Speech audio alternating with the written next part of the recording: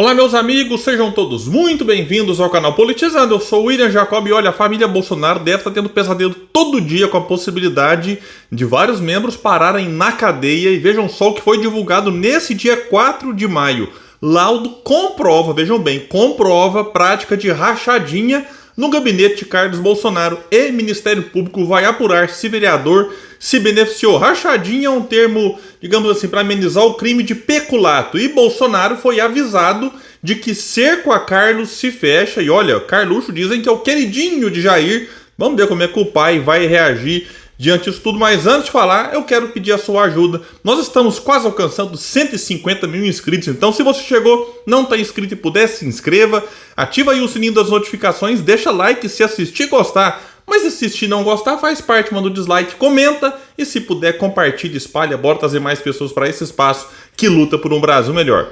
Então é o seguinte, o chefe de gabinete do vereador Carlos Bolsonaro, ele é vereador, muita gente nem lembra, porque quando o Bolsonaro era presidente ficava lá em Brasília, até o pessoal brincava, vereador federal. Aí Bolsonaro viajou para os Estados Unidos, o Carluxo foi antes e voltou depois do Jair. Era o vereador internacional do Rio de Janeiro, mas sim, agora já voltou e está lá trabalhando ou fingindo que trabalha. Então, o chefe do gabinete do Carluxo, Jorge Luiz Fernandes, recebeu um total de R$2.140.000 em créditos provenientes das contas de outros 6 servidores, nomeados por quem? Pelo filho 02 do ex-presidente Bolsonaro. 02 é o Carluxo. Então isso aqui para mim não é surpresa, porque eu acompanhei Ciro Gomes, por exemplo, desde 2018, que ele já lá naquela eleição acusava a família Bolsonaro, não apenas o Jair, de rachadinha. Então isso aqui aí é do Flávio Bolsonaro, daqui a pouco eu trago detalhes sobre isso, teve lá também a do Jair, enfim. Mas quem levantou esses números aqui de mais de 2 milhões?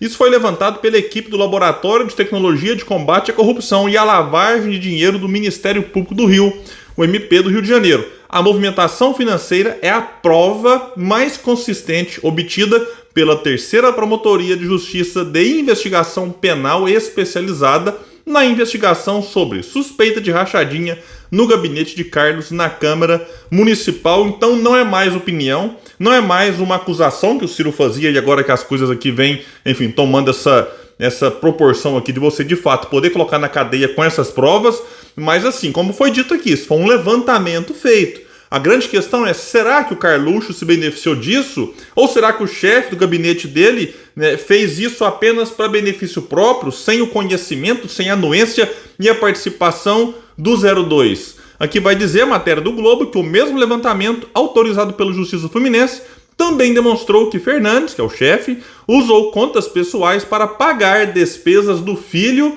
02. A Terceira Promotoria quer saber agora, em pedido de investigações complementares ao laboratório de lavagem, se os pagamentos foram eventuais ou regulares.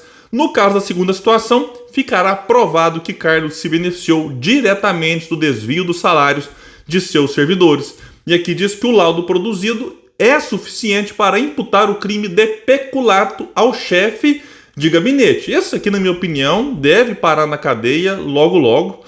E aqui vai dizer que, obtido pelo Globo, o documento constatou que, vejam bem, pessoal, entre 2009 e 2018, que o Carluxo foi eleito em 2000 e assumiu em 2001 como vereador, tem aí mais de 20 anos como vereador. Fernandes, o chefe do gabinete, recebeu créditos dos seguintes funcionários. Vejam bem como é que a coisa está avançada. Jussiara da Conceição, 647 mil em 219 lançamentos.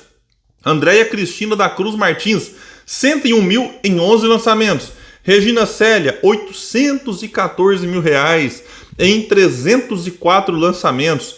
Alexander Florindo, 212 mil em 53 lançamentos. Thiago Medeiros, 52 mil em 18 lançamentos. E Norma Rosa, 185 mil em 83 lançamentos.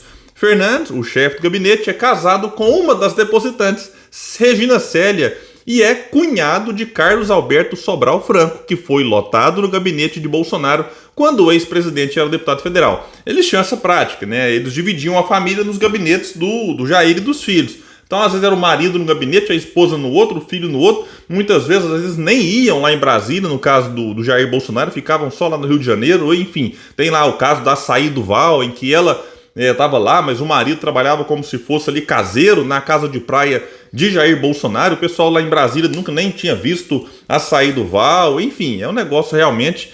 A Val do Açaí, não é açaí do Val não, Val do Açaí. Aqui diz mais, é que visto por funcionários da Câmara como um segundo pai para Carlos, que frequenta a casa do chefe de gabinete, Fernandes, também conhecido como Jorge Sapão, trabalha no gabinete do 02 desde o primeiro mandato em 2001. Então, pessoa aqui de extrema confiança do Carluxo, vai dizer que o laboratório de lavagem investigou um total de 27 pessoas e 5 empresas ligadas a Carlos Bolsonaro.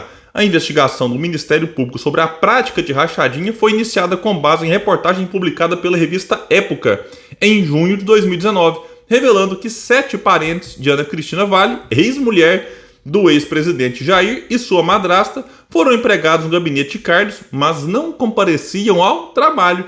Os promotores apuram se os funcionários devolviam parte dos seus salários ou o valor integral para o vereador, a chamada rachadinha. Então aqui a dúvida é essa, né? Como estava lá, né, lotado no gabinete, mas não trabalhava, então a dúvida é se o valor é repassado integralmente para o Carluxo ou somente parte dele, porque pode ter tido um acordo, eu vou te registrar ali, mas pode trabalhar em outros lugares, em outras coisas aí, não esquenta a cabeça no gabinete não, só que aí você me passa parte do salário e aí fica com uma outra parte, né, como uma espécie de recompensa para você aceitar ser colocado ali no gabinete sem, de fato, ter que trabalhar. 4 desses servidores, ouvidos pela Época em setembro de 2021, admitiram que não trabalhavam no gabinete de Carlos na Câmara do Rio, mesmo tendo sido nomeados e com os salários em dia. Aqui eu faço um parênteses. Quando a imprensa, de fato, faz um trabalho sério, investigativo, vejam bem, esse aqui serviu de base, então, para abertura de investigação e agora Carluxo pode parar na cadeia por conta que a imprensa lá atrás decidiu ir atrás aqui desvendar, então, que isso aqui aconteça mais vezes. Aí alguém aqui pode estar pensando, mas essa prática, William, é muito comum, não é só a família Bolsonaro que fazia não, vocês estão pegando no pé da família. Sim, eu sei que é uma prática, infelizmente, muito comum na política brasileira, mas o problema aqui é que, além de ser um crime, não importa quem esteja praticando, a família Bolsonaro, ela chega ao poder e o Jair é eleito presidente com um discurso muito moralista, né? Tem que acabar com a corrupção. Quem não se lembra, tanto de carro nas ruas, hashtag contra a corrupção, vote Bolsonaro, né? Tem que acabar com a mamata, tudo conversa fiada, eles não têm moral para falar, para ter esse tipo de discurso não. E aqui a matéria traz um exemplo, um dos principais alvos da investigação é a situação de Marta Vale, professora de educação infantil e cunhada de Ana Cristina Vale, moradora de Juiz de Fora, em Minas Gerais. Ela passou 7 anos e 4 meses lotada no gabinete, entre novembro de 2001 e março de 2009. Procurada pela Época, disse na ocasião que nunca trabalhou para Carlos. Não fui eu, disse ela, não. A família de meu marido, que é Vale, que trabalhou. Então ela estava lá, registrada sem trabalhar. O salário bruto dela era de R$ 9.600 e com os auxílios chegava a R$ 17 mil. Segundo a Câmara de Vereadores, ela não teve crachá como assessora. De acordo com o laudo do laboratório, Marta fez entre junho de 2005 e março de 2009 um total de 364 mil em saques com cartão logo após receber os seus proventos. E a questão é, quem que era o chefe disso? O assessor? Será que embolsava tudo sem o Carluxo saber? Ou o próprio Carluxo, que apenas ordenava para o assessor fazer isso aqui? E a dúvida é, cadê o Malafaia para soltar os cachorros em cima do Carluxo? Ou será que o pastor só se incomoda com a corrupção quando é de alguém ligado aqui ao PT, algum outro partido dito de esquerda? Não é assim, gente. Observe isso aqui, não se surpreende, porque nessa braveza do Malafaia, né, de outras figuras da extrema-direita como Nicolas Ferreira, né, Zambelli, tudo conversa fiada. Quando o negócio aperta pro lado deles, tudo caladinho, não dá um pio. E ainda é perigoso acusar que é a imprensa ou a justiça.